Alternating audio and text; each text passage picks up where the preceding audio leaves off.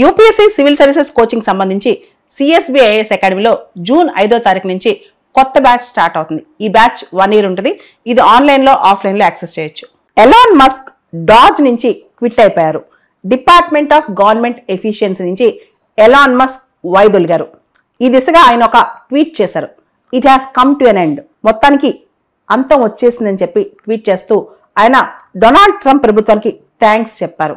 ఇక్కడ Donald Trump election క్యాంపెయిన్లో America first policy అంటూ చాలా పెద్ద ఎత్తునే క్యాంపెయిన్ చేశారు.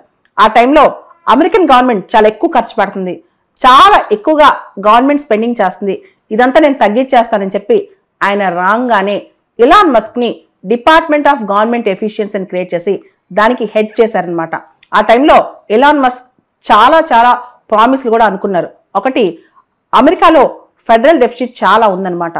ఈ డెఫిసిట్ని బాగా తగ్గించడానికి స్పెండింగ్ తగ్గించాలని చెప్పి దాదాపు $2 trillion మేర మిగులుస్తానని చెప్పారు. అంతేకాదు ఉద్యోగాల కోత కూడా చాలా చేస్తానని చెప్పారు. దాదాపు 2,66,000 ఫెడరల్ జాబ్స్ తీసేశారు. అంతేకాదు డిపార్ట్మెంట్ ఆఫ్ ఎడ్యుకేషన్ కి ఫండింగ్ పూర్తిగా తగ్గించేశారు.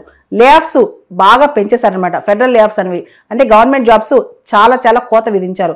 చాలా మంది ఎవరైతే కాంప్లిసెంట్ గా వర్క్ చేయట్లేదో వాళ్ళందరినీ తీసేశారనమాట.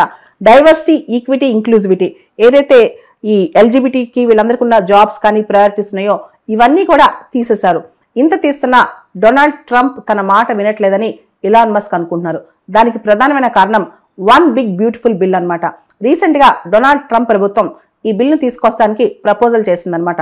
దీనిలో గవర్నమెంట్ స్పెండింగ్, గవర్నమెంట్ ఎక్స్పెండిచర్ పెంచే దిశగా, ట్యాక్స్ కట్ చేసే దిశగా, పనులు తగ్గించే దిశగా గవర్నమెంట్ ప్లాన్ చేస్తుంది అనమాట.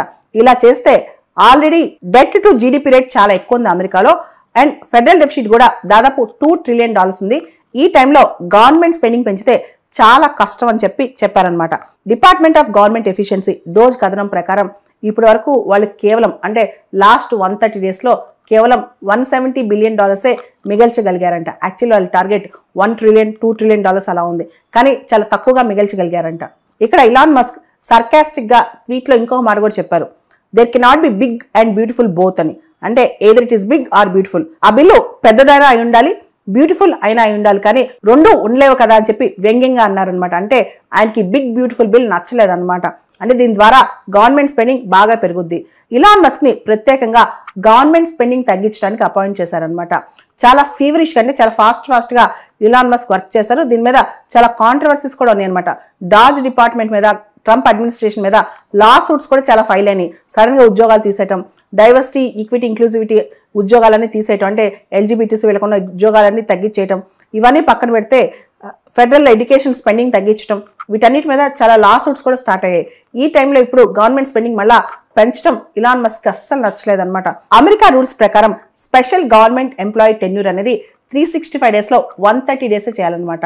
Elon Musk maximum 130 days time ఉంది కాబట్టి ఒకరోజు ముందే, అంటే మే 30 వరకే టైం ఉంది కాబట్టి ఒకరోజు ముందే తనే రిజైన్ చేస్తున్నట్టు ప్రకటించేశారు.